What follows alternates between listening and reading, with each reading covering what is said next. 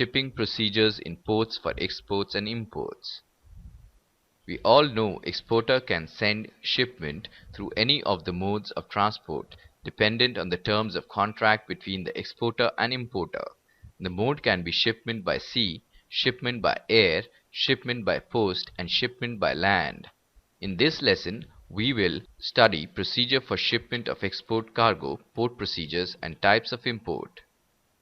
After going through this presentation, you should be able to explain the procedure for shipment of export cargo, discuss the computerized customs clearance procedure, shipment by sea, and explain the port procedures and types of import.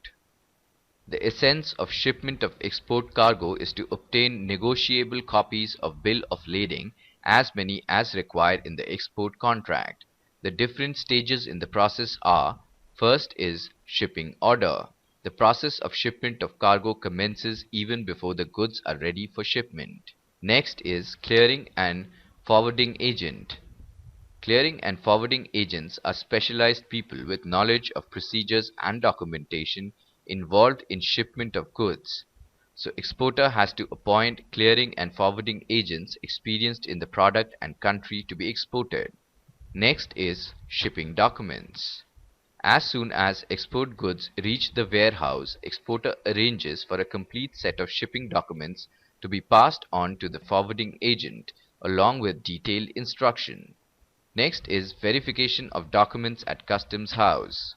According to prevailing customs regulations, no cargo meant for export is allowed for loading on ship without the custom clearance, so the cargo must be cleared from the customs before it is loaded on the ship.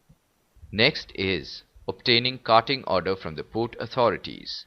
The export cargo lying in the warehouse of the exporter is to be moved into the port premises and kept in the godown at the port till the goods are loaded on board.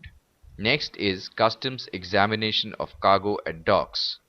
The customs examiner physically examines the goods. Physical examination of goods can be arranged at the warehouse or factory premises of the exporter by making a suitable application to the Assistant Collector of Customs. Next is obtaining let ship order from the customs. The C&F agent presents the duplicate copy of the shipping bill to the preventive officer of the custom, who supplements his endorsement on the back of the shipping bill with let ship order after satisfactory verification. Next is mate's receipt. As soon as the goods are loaded on board the vessel, the captain or master of the ship issues a document called mate's receipt to the port superintendent in charge of the shed. Next is port trust dues and collection of bill of lading. Exporter has to collect bill of lading for the cargo, as it is a document of title for the goods that is to be finally made available to the buyer. And last is documents with exporter. Clearing and forwarding agents handle customs clearance, as they are specialized in the line of activity and familiar with the changing documentary requirements as well as clearing procedures. First is registration for business identification number.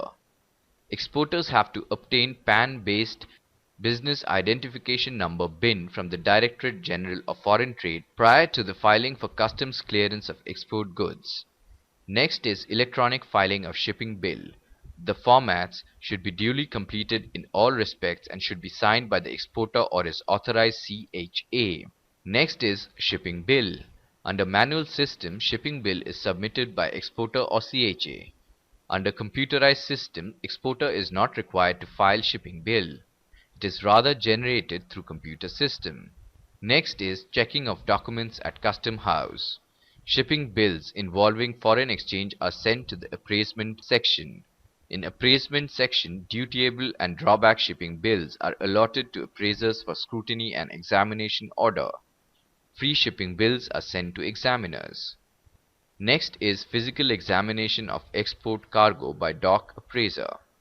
Export goods are transported into the shed after completing port formalities.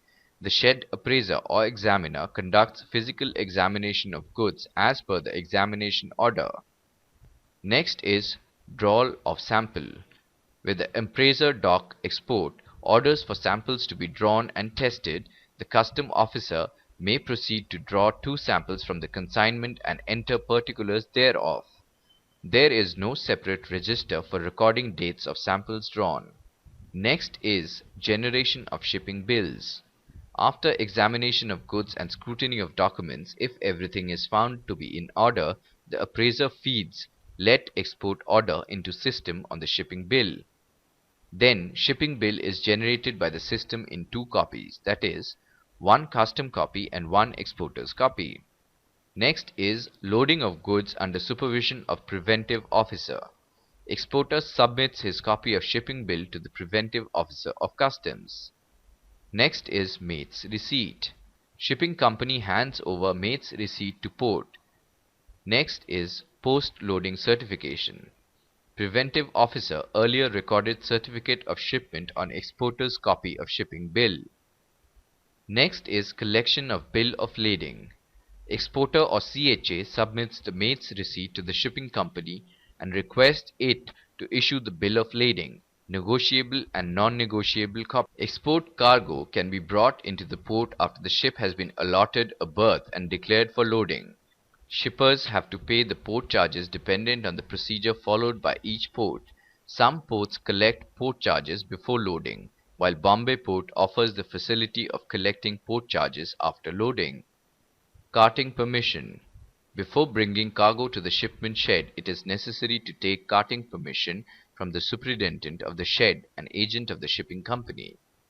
Vehicle ticket. At the port gate, while entering with cargo, shipper has to show carting permission and vehicle ticket in duplicate to the gate inspector.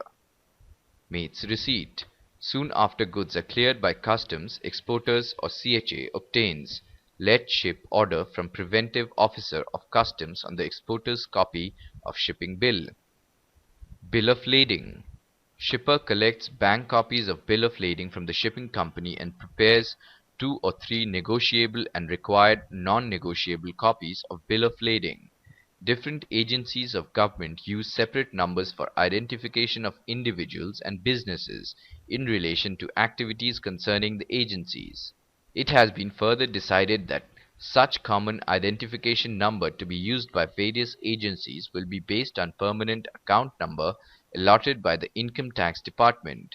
The main objective of allocating an alphanumerical number by government agencies is to identify the assessees, exporters, or importers. The export-import policy offers the facilities to import raw materials, components, parts, other inputs and capital goods to facilitate production of goods for export promotion. Import of unrestricted items. Any person having import-export code number is allowed to import the goods which do not have any kind of restriction under the Import Policy 2002-07 as amended from time to time. Any intending importer has to check the classification of the item by referring to ITC-HS classification to find out the policy applicable to that item. If the item falls under unrestricted category, the only requirement is payment of applicable import duty after obtaining customs clearance for import consignment. Import of restricted items. Any business firm intending to import restricted items has to apply for import license. All restricted items fall under the negative list. For import of items under the negative list, importer has to give justification of the need to import those goods. Import of capital goods. Import of new capital goods is liberal. There is no restriction regarding the import of new capital goods. The only requirement is payment of applicable import tariff for those capital goods and arrangement of customs clearance. However, in respect of second-hand goods there are certain restrictions. Government has provided a facility to import capital goods paying concessional import duty under a scheme known as Export Promotion Capital Goods Scheme. Under import of raw materials under duty exemption scheme or advance licensing scheme, an importer is entitled to the grant of duty-free license to import raw materials, components, spares, packing materials, etc. for the purpose of exports. He can also import mandatory spares to the extent of 10% of CIF value of the license. On receipt of information from the airlines or shipping lines, importer approaches the bank for retirement of documents. For retirement of documents, the importer is required to submit the following documents to bank and they are a letter of authorization to debit his account along with bank charges. Generally, check is not sent to bank as exchange rate fluctuates and importer is not aware of the exact exchange rate on the date of the retirement of bill. Form A1 for sending remittance to the exporter and exchange control copy of the import license if. Now let us check if you have understood the various concepts discussed in this lesson clearly. Clearing and forwarding agents is the specialized people with knowledge of procedures and documentation involved in shipment of goods. Right or wrong? Right. Export cargo cannot be brought into the port after the ship has been allotted a berth and declared for loading. Right or wrong? Wrong. The export-import policy offers the facilities to import raw materials, components, parts, other inputs, and capital goods to facilitate production of goods for export promotion. Right or wrong? Right. Before we end, let us briefly revise what we have studied till so far. The essence of shipment of export cargo is to obtain negotiable copies of bill of lading, as many as required in the export contract. Clearing and forwarding agents is the specialized people with knowledge of procedures and documentation involved in shipment of goods. So exporter has to appoint clearing and forwarding agents experienced in the product and country to be exported. According to prevailing custom regulations, no cargo meant for export is allowed for loading on ship without the customs clearance. So the cargo must be cleared from the customs before it is loaded on the ship. The customs examiner physically examines the good. Physical examination of goods can be arranged at the warehouse or factory premises of the exporter by making a suitable application to the Assistant Collector of Customs. Exporters have to obtain PAN-based Business Identification Number (BIN) from the Directorate General of Foreign Trade prior to filing for customs clearance of export goods. Export cargo can be brought into the port after the ship has been allotted a berth and declared for loading. Shippers have to pay the port charges dependent on the procedures followed by each port. The export-import policy offers the facilities to import raw materials, components, parts, other inputs, and capital goods to facilitate production of goods for export promotion. For import of items under the negative list, importer has to give justification of the need to import those goods.